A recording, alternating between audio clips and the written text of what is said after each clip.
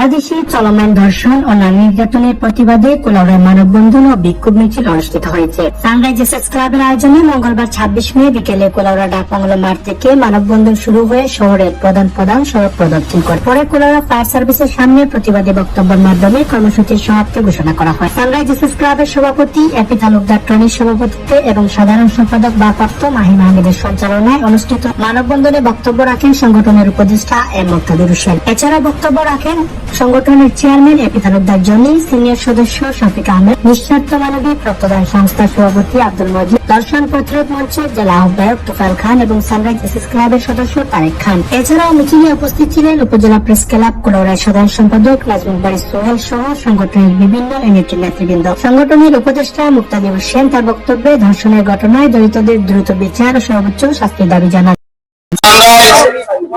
SS club সবসময় অন্যায়ের প্রতিবাদে সোচ্চার।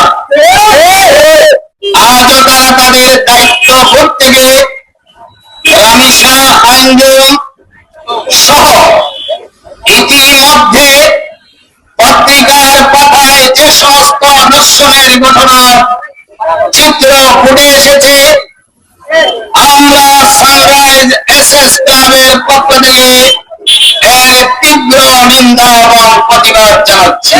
দর্শকদের ফাঁসি প্রকাশ্য দিয়ে এই সমাজকে জানিয়ে দিলেন ধর্ষণের শাস্তি মৃত্যুদণ্ড, আর যেন কেউ ধর্ষণ করার সাহস না পায়।